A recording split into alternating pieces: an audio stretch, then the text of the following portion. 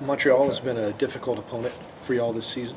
What went wrong in those first two games, and what can y'all do better this time? Well, I think if you look from the first game to the second game, obviously a lot's changed to where we are now from that first game. And you look back at the second game, and from an application standpoint, we were one of our worst performances, and so that part wasn't acceptable. So I don't even think you can really analyze the soccer side of it, because the application was so poor, and so ultimately affecting the performance.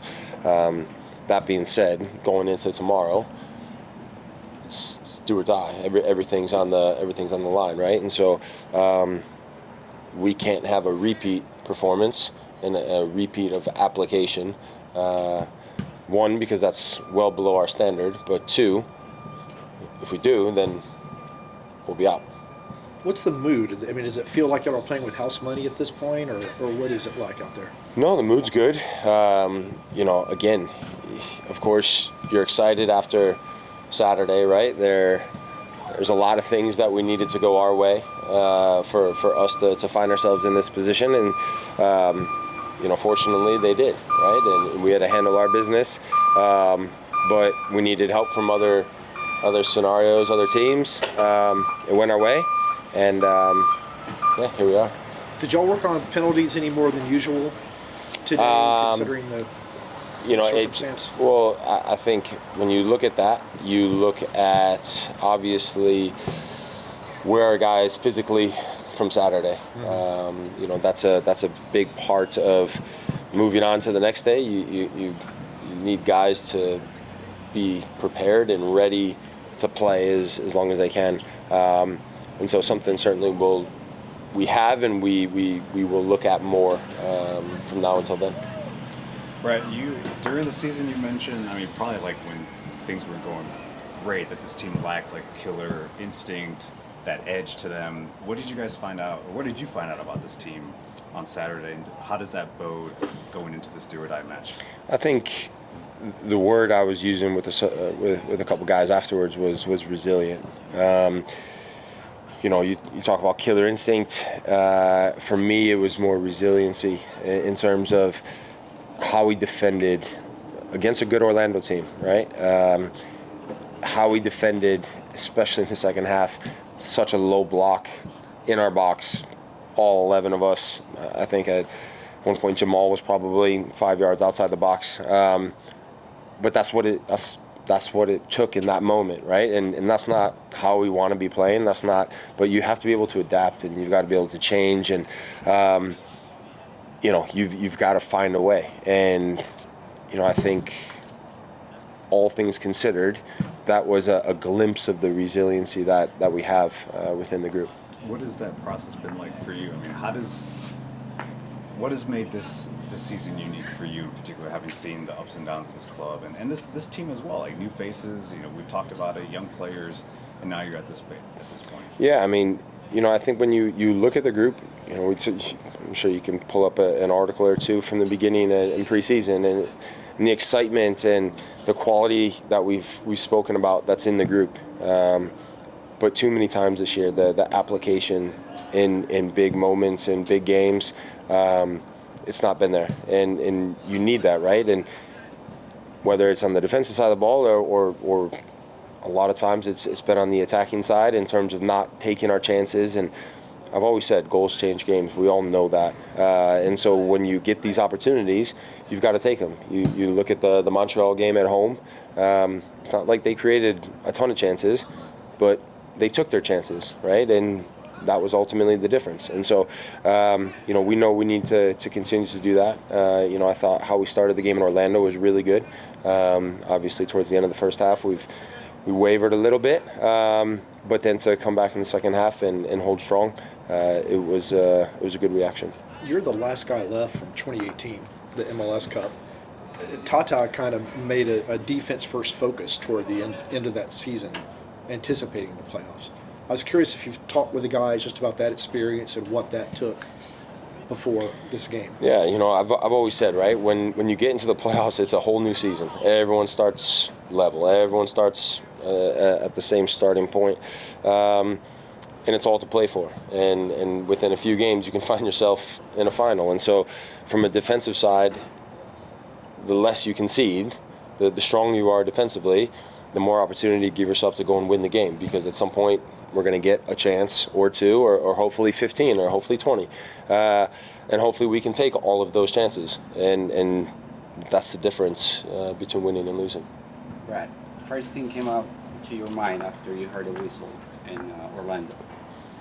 To be honest, I didn't know if we had advanced or not, because I saw Rob's comments talking about not wanting to know, and us as players, or at least I didn't know what was happening in the other results. And so I didn't know. I saw some hugs and whatnot, but I wasn't sure if they were like, hell yeah, we're going through hugs, or hugs like we won, we did everything we could, but we just didn't have the break that we needed. But after 5-10 seconds, it was clear to see the excitement on everyone's faces.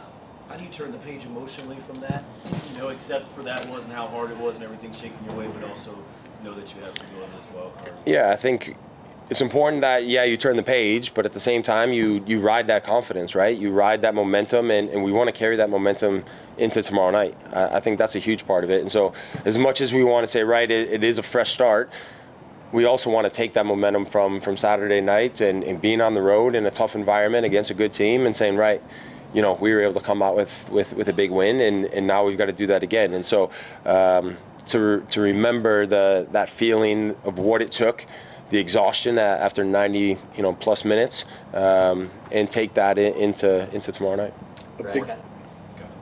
Kind of bouncing off that question, I think I read 10% chance to make the playoffs going into that game. You guys win the game. What were the emotions like, just knowing all those possibilities had to go your way in order to get to this point? Yeah, of course. Excitement, as you can imagine, right? It was exciting. There was obviously some celebration and whatnot. It's not always been rosy for us throughout the year, and to then find ourselves into the playoffs, where again it's a whole new mini season, and we've got just as much of a chance as anyone else. And so that part, it certainly felt good afterwards, and like I said, now we've got to take that feeling and apply it to Tuesday. Y'all got to play with a lead against Orlando, which is something you haven't gotten a lot of this year. Can you talk about the differences in playing defense when you actually have a lead compared to when either the game is tied or you're chasing?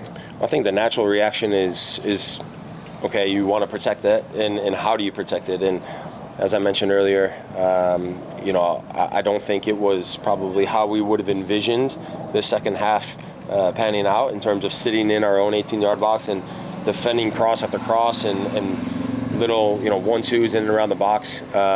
We certainly don't want to be like that, but if that's what the game's going to call in certain moments, then we've got to be able to do that. And so, the most important thing is to find a way, and we were able to do that. 4 straight results on the road going back to the win in Charlotte.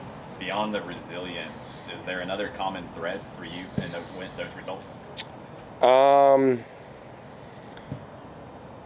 Yeah, probably going to keep that close to my chest. It's there's certainly you talk about wanting to play the same home and away, and vice versa, right? But at the same time, the reality is that it's probably not, right? And there's a few teams that probably do, in terms of playing the same away from home and at home. But for us, the attitude within the group going on the road has been really good, and you need that when you go into a hostile environment. And tomorrow night's going to be one of those environments, right? I've spoken to a few different people from outside of these walls, and a little bit what to expect in terms of a playoff atmosphere up there, and everyone says it's intense. It's a good atmosphere. They do a good job of creating, having that home field advantage, but creating a good atmosphere, and so it should be exciting for all of us. Right, last one. Joseph Martinez. He's been scoring goals, and he scored last time he played against you guys. You talked to the defense about how you're going to be able to handle it, and yeah, watch him. Keep an eye on him. is it now that the regular season's behind you, is it freeing in a sense when you talk about it just kind of being level? You have one game to go on. You don't have to kind of think about the table and all that kind of stuff. Yeah, I mean, I wouldn't say freeing, right? I would say it's exciting. I would say exciting in terms of this is where you want to find yourself, right? Now, of course, would we have liked to have been able to host this game? Would we have liked to have been able to be in the top half of the table and find ourselves, not having to play this game? Of course, but you know what? It is what it is, and we can't change that now. And so, from our standpoint, it's exciting. And listen, we've had our backs against the wall for probably the last few weeks, and so every game has felt a bit of a playoff game in terms of having to perform, having to get a result. So we just got to go and do it again. Brad, we saw Rob's post-match speech about no one believing you guys. Like, is that still the message going into tomorrow night, or is it evolved because you've basically gotten in when people didn't think you would? I'm not sure if it evolved. I'm sure if you did some digging this morning, you'd be able to find one or two things where it's the outside viewpoint certainly hasn't evolved. And so from our standpoint, we're going into a hostile environment in Montreal where, aside from the people in that locker room, there's not going to be many, that will be there. I know that, from history and in the past, our supporters have turned up there, and I know that there certainly is going to be a few of them, and I know they'll let their voices be heard. But we're going up there with the idea that it's going to be a fight. It's going to be tough, and it's going to be hard, and all the things you expect in a playoff game. And that part's exciting. Do you do that? Do you dig and look for? I don't dig. I don't dig and look, Doug. I do not dig and look. Somehow I'd find something. No, I do not. I am not that important. But somehow it always finds my eyes, I guess. I don't know. All right.